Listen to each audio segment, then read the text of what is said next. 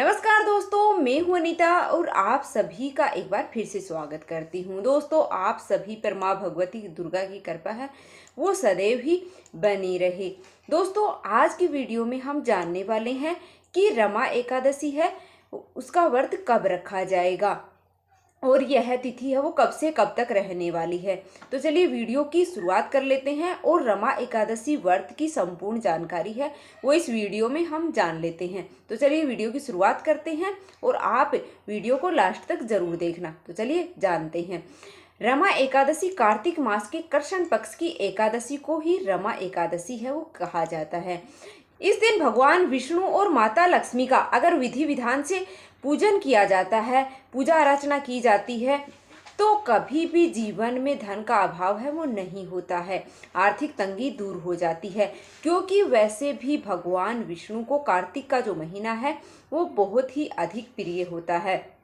इस व्रत को धारण करने से और माता महालक्ष्मी और भगवान श्री हरि विष्णु की पूजन करने से इस एकादशी का नाम भी माता लक्ष्मी के नाम पर ही है। माता लक्ष्मी के कई नामों में एक नाम है रमा और इसी नाम पर इस एकादशी का नाम है रमा एकादशी। और रमा एकादशी के दिन श्री हरि विष्णु और माता लक्ष्मी का संयुक्त रूप से पूजन करने से वैवाहिक जीवन में अगर कोई परेशानी आ रही है तो उससे भी मुक्ति मिल जाती है। अगर विवाह की कामना है, विवाह नहीं हो पा रहा है, शीघ्र विवाह करने की कामना है, तो योग्य जीवन साथी के लिए भी आप है वह यह व्रत कर सकते हैं और आगे चल कर के आपका वैवाहिक जीवन सुखमय होता है। तो आज की वीडियो में हम जानने वाले हैं कि साल 2024 में यह एकादशी रमा एकादशी कब है, इसकी तिथि क्या है, कब प्रारंभ हो रही है और कब इसका समापन हो रहा है, व्रत हमें किस दिन धारण करना है और पारण यानी कि व्रत खोलने का जो समय है वह क्या रहने वाला है, उसका शुभ मुहूर्त क्या रहने वाला है और रमा एकादशी के दिन किस प्रकार से भगवान श्री हरि विष्णु और माता लक्ष्मी की पूजा आराधना करनी चाहिए जिससे कि हमारी सभी मनोकामनाएं हैं वह पूर्ण हो सके। भगवान श्री हरि विष्णु और माता लक्ष्मी की कृपा से पूर्ण जो व्रत का फल है, हमें संपूर्ण फल है वो हमें प्राप्त हो। और अगर बिना व्रत किए भी हम पूजा आराधना करें तो हमारी पूजा का संपूर्ण फल है वो हमें प्राप्त हो। इसके लिए आज विशेष क्या करना चाहिए, संपूर्ण जानकारी आज की इसी वीडियो में मैं आपके साथ शेयर करने वाली हूँ। तो वीडियो बहुत ही महत्वपूर्ण है, आप वीडियो को लास्ट तक जरूर देख लीजिएगा। अच्छी लगे तो वीडियो को लाइक कर दीजिएगा और कमेंट बॉक्स में जय भगवान श्री हरि विष्णु और माता लक्ष्मी अवश्य लिख दीजिएगा। सबसे पहले अब हम जान लेते हैं कि एकादशी जो तिथि है वह कब से प्रारंभ हो रही है और कब इसका समापन होने वाला है, व्रत हमें किस दिन धारण करना है।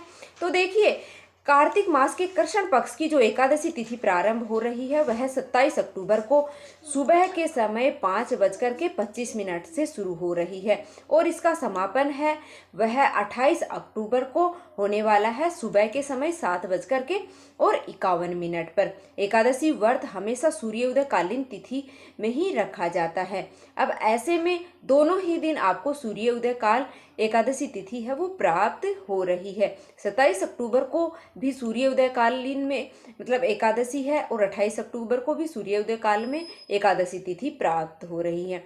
लेकिन 28 अक्टूबर 2024 को यानी कि सोमवार के दिन एकादशी का व्रत रखना श्रेष्ठ है वो माना जा रहा है, क्योंकि इस दिन द्वादशी युक्त एकादशी है जो कि सर्वाधिक शुभ है वो मानी जाती है। वैसे यह व्रत है वो दोनों दिन ही किया जाएगा।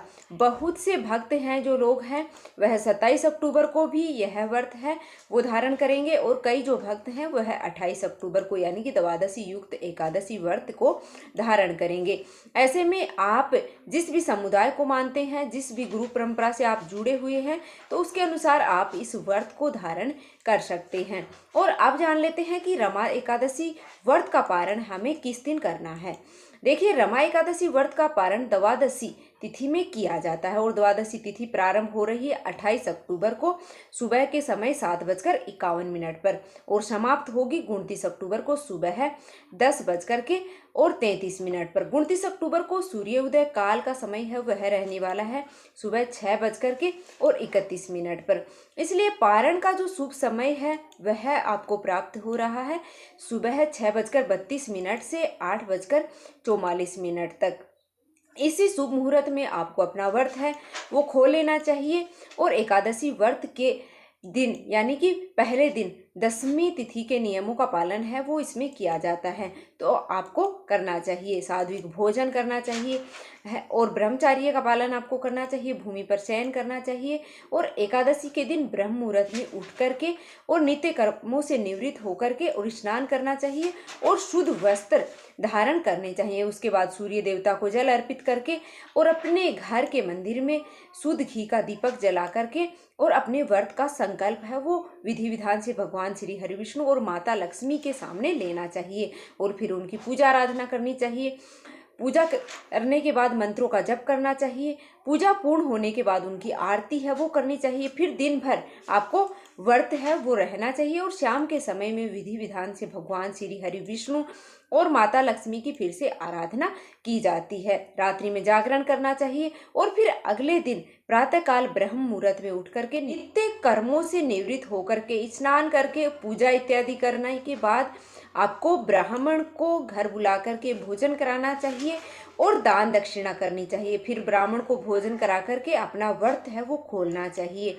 आपको व्रत का पारण करना चाहिए। दशमी से द्वादशी तक यह नियम होते हैं। इन नियमों का अगर आप पालन करते हैं तभी हमारे किए गए व्रत का संपूर्ण लाभ है, संपूर्ण फल हमें प्राप्त होता है। तो दोस्तों उम्मीद है कि आपको यह रमा एकादशी व्रत से जुड़ी हुई जानकारी है पसंद आई होगी। अगर वीडियो थोड़ी सी भी पसंद आई है, आपके लिए उपयोगी है, तो अपने परिवारजनों के साथ भी शेयर कर दीजिएगा।